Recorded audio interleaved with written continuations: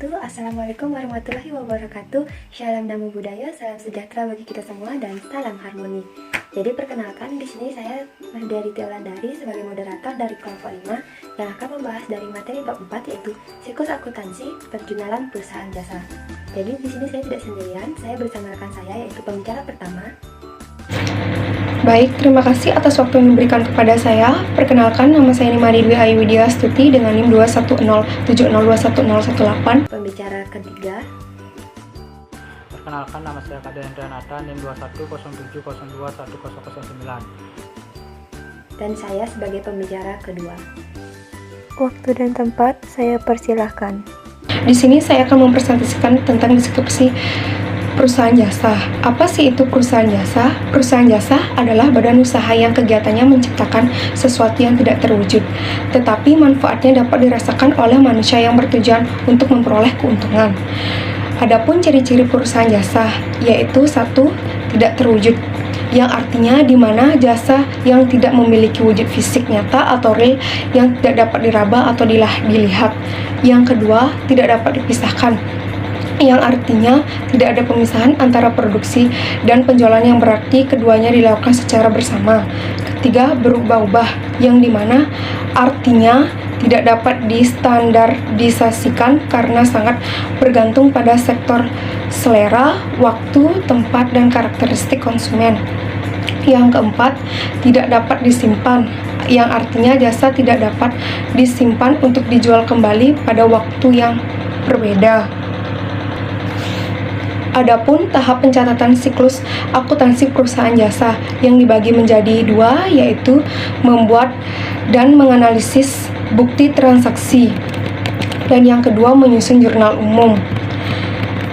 Yang membuat menganalisis bukti transaksi yaitu dokumen transaksi atau bukti transaksi adalah dokumen-dokumen dasar atau akuntansi yang dimana digunakan sebagai sumber pencatatan atau penyusunan laporan keuangan oleh satu unit usaha.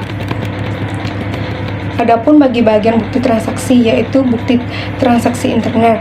Bukti transaksi internet yaitu bukti pencatatan yang dibuat perusahaan untuk kepentingan perusahaan sendiri dan tidak berhubungan dengan pihak luar perusahaan, biasanya berupa memo. Yang kedua, bukti perusahaan ekster, yang dimana bukti pencatatan tersebut terjadi antara perusahaan dan pihak di luar perusahaan. Menyusun jurnal umum. Sebelum menyusun jurnal umum, terlebih dahulu mempelajari mekanisme debit dan kredit. Yang pertama, mekanisme debit kredit. Pengertian debit dalam akuntansi menunjukkan sisi sebelah kiri pada suatu akun, sedangkan kredit menunjukkan sisi sebelah kanan.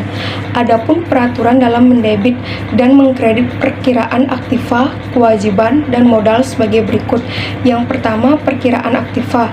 Dicatat di sisi debit jika terjadi penambahan dan dicatat di sisi kredit. Yang pertama, perkiraan aktiva.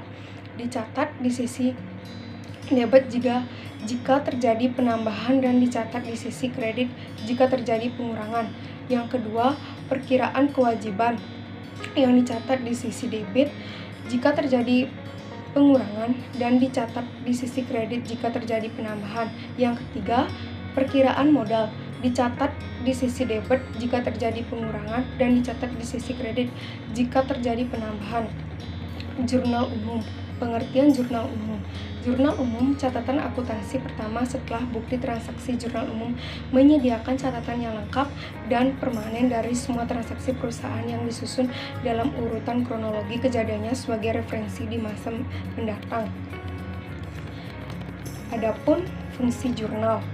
Fungsi jurnal yaitu 1. Fungsi mencatat, karena semua transaksi keuangan yang terjadi di perusahaan harus dicatat di dalamnya.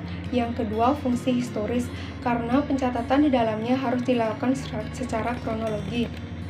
Yang ketiga, fungsi analisis, karena informasi yang dicatat di dalamnya merupakan hasil analisis dan pertimbangan petugas di bidang akuntansi. Yang keempat, ada fungsi instruktif, karena bunyi ayat jurnal sebenarnya merupakan perintah atau mendebit akun. Yang kelima, ada fungsi informatif, karena Dari dalam jurnal dapat diperoleh informasi secara detail tentang transaksi keuangan yang telah dilakukan oleh perusahaan. Yang ketiga, ada bentuk jurnal. Di dalam praktik dapat dijumpai berbagai bentuk jurnal. Ada jurnal umum biasa, ada jurnal umum berkolom. Dan ada pula jurnal-jurnal khusus dengan kolom-kolom tertentu yang digunakan untuk mencatat transaksi keuangan. Baik, materi selanjutnya akan dipaparkan oleh rekan saya. Atas waktu yang telah diberikan kepada saya, jadi di sini saya akan melanjutkan materi dari ciri-ciri perusahaan jasa, yaitu posting jurnal ke buku besar. Buku besar adalah kumpulan dari perkiraan atau akun yang saling berhubungan dan merupakan satu kesatuan yang menggambarkan perubahan harta, utang, modal, pendapatan, dan beban. Buku besar berperan penting dalam akuntansi, yaitu 1. Tempat mencatat perubahan posisi keuangan. Kedua, memberikan informasi keuangan secara efisien dan efektif bila diperlukan. Ketiga, sebagai sumber informasi penyusunan neraca saldo dan laporan keuangan. Baik, itu materi yang bisa saya paparkan. Selanjutnya saya serahkan kepada pembicara selanjutnya. Terima kasih. Di sini saya akan memaparkan materi mengenai tahap penutupan siklus akuntansi perusahaan jasa, yang dimana terdapat jurnal penutup yang merupakan jurnal yang digunakan untuk menutup akun-akun perantara seperti pendapatan, beban, dan pengambilan prep. Gaya ayat jurnal penutup diambil dari kertas kerja, kolom laba rugi untuk pendapatan dan beban, serta kolom neraca saldo untuk akun pengambilan prep. Adapun langkah-langkah untuk penyelesaian ayat jurnal penutup. Yang pertama, menutup seluruh akun pendapatan dengan akun tandingan ikhtisar laba rugi, akun pendapatan di debit, dan akun ikhtisar laba rugi di kredit. Yang kedua, menutup seluruh akun beban dengan akun tandingan ikhtisar laba rugi, mana akun ini di debit dan akun beban di kredit. Yang ketiga, menutup akun ikhtisar laba rugi ke akun modal dengan ketentuan sebagai berikut. Yang pertama, apabila saldo laba, akun ikhtisar laba rugi di debit dan akun modal di kredit. Apabila saldo rugi, akun modal di debit dan akun ikhtisar laba rugi di kredit. Yang keempat, ada menutup akun pengambilan fresh dengan tandingan modal, akun modal di debit dan akun pengambilan fresh di kredit. Yang kedua, menutup buku besar. Pada akhir periode pembukuan, seluruh akun perantara ditutup, yaitu nominal kelompok, beban, pendapatan, dan fresh, yang dimana memiliki tujuan dari penutup buku. Yang ketiga, ada menyusun neraca saldo atau saldo setelah penutupan, yang dimana pembuatan neraca saldo setelah penutupan dimaksudkan untuk memastikan bahwa akun-akun buku besar berada dalam keadaan seimbang sebelum memulai pencatatan data pada periode berikutnya. Yang keempat, ada membuat jurnal pembalik, di mana jurnal pembalik merupakan jurnal kebalikan dari jurnal penyesuaian yang dilakukan pada awal periode berikutnya. Akan tetapi, tidak semua ayat jurnal penyesuaian dibuatkan jurnal pembalik. Tujuan penyesuaian jurnal pembalik hanyalah sekedar untuk menyederhanakan pembuatan jurnal yang bersangkutan dengan periode akuntansi. Berikutnya, karena dalam melakukan kegiatan perusahaan sering terjadi hal-hal sebagai berikut.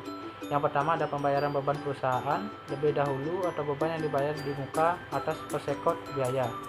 Yang kedua, penerimaan pendapatan lebih dahulu atau pendapatan diterima di muka atau utang pendapatan. Yang ketiga, ada beban yang akan dibayar atau beban yang terutang. Yang keempat, pendapatan yang akan diterima atau piutang pendapatan. Baik, sekian materi yang saya dapat sampaikan. Saya kembalikan kepada moderator. Pemaparan materi yang bisa kami sampaikan, kami mendapatkan kesimpulan dalam perusahaan jasa. Tahap pencatatan siklus akuntansi perusahaan jasa terdiri dari bukti transaksi intern atau bukti pencatatan yang dibuat perusahaan untuk kepentingan perusahaan sendiri dan tidak berhubungan